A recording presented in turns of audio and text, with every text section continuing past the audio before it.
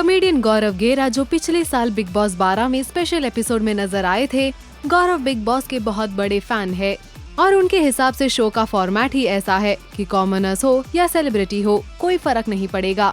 आइए दिखाते हैं आपको गौरव का क्या कहना है। बिग बॉस 11 में आप गए थे एज अ गेस्ट बन के, अगर बिग बॉस में जाने का मौका मिले या बिग बॉस कितना ज़्यादा फॉलो करते, क्योंकि अलग अलग लोगों को देखना, अलग अलग वैरायटी के लोगों को देखना आपको बहुत ज़्यादा पसंद है। I love to watch it, मुझे देखना बहुत पसंद है बिकॉज एक्चुअली मुझे ऐसे ऐसे लोग दिख जाते हैं उसमें जो मुझे हैरानी होती है कि ओह माय गॉड ऐसे भी लोग होते हैं। But I also understand, you know, मैं हर किसी को उसमें ऐसे नहीं मानता कि ये लड़ाका क्यों है, ये लड़ाकी क्यों है, ऐसा क्यों है।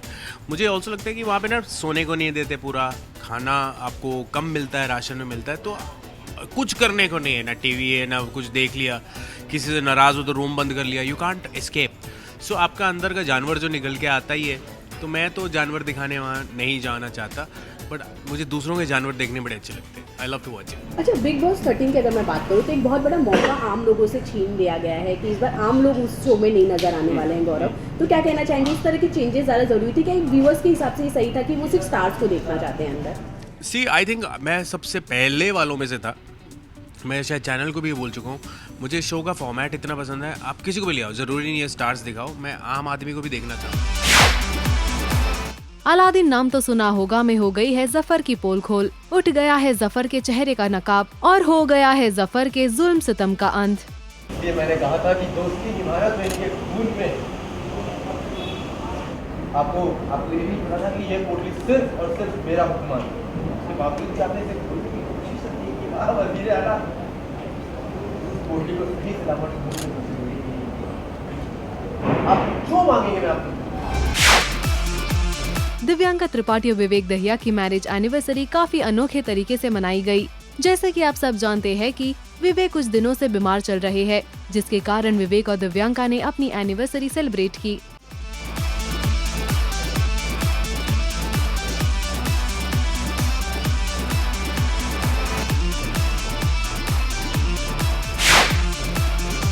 अपने पिछले शो बेपनाह खत्म होने के बाद से जेनिफर कई दिनों से छोटे पर्दे से दूर है, बट जेनिफर के फैंस के लिए खुशखबरी है कि जेनिफर बहुत जल्द ऑल्ट बालाजी के कोड M में नजर आएंगी, जिसकी शूटिंग वो जयपुर में कर रही है।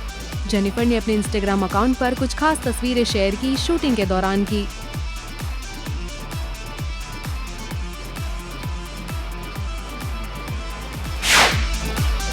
छोटे और बड़े पर्दे की दिग्गज अदाकारा अरुणा ईरानी एक बार फिर छोटे पर्दे पर नजर आएंगी।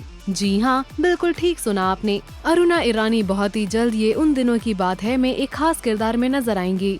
वो नैना और समीर के रिश्ते के बीच की खास डोर बनेगी। तो अब इंतजार करिए अरुणा ईरानी के दीदार का। जैसा कि हम जानते हैं कि कैसे इतिहास ने परी और मिष्टी को दोहराए पर ला खड़ा किया है। मिष्टी जहां एक तरफ अपनी बहन परी से बेहद प्यार करती है, वहीं रूहान भी उनकी दुनिया बन गया है। पर अब मिष्टी को किसी एक को चुनना है, तो मिष्टी अपनी बहन परी को चुनेगी। आने वाले एपिसोड में आप देखेंगे कि मिष्टी रूहान से अपने सारे रिश्ते तोड़ देंगी।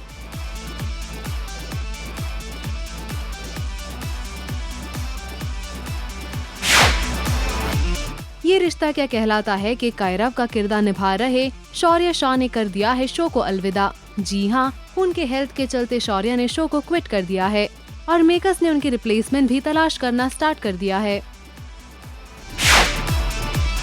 सुरभि चांदना जो बहुत ही जल्द अपने नए शो संजीवनी 2 में छोटे पर्दे पर वापसी करने वाली है। अपने रोल के लिए सुरभि एक्साइटेड है। इस बात की खुशी सुरभि ने अपने इंस्टाग्राम अकाउंट पर एक वीडियो शेयर करके जाहिर की। हैरतअंगेज कारनामों से भरा अलादीन नाम तो सुना होगा को सभी बड़े प्यार और छाव के साथ देखते हैं, पर आइए दिखाते हैं आपको कुछ इसके बिहाइंड द सीन के कुछ विजुअल्स।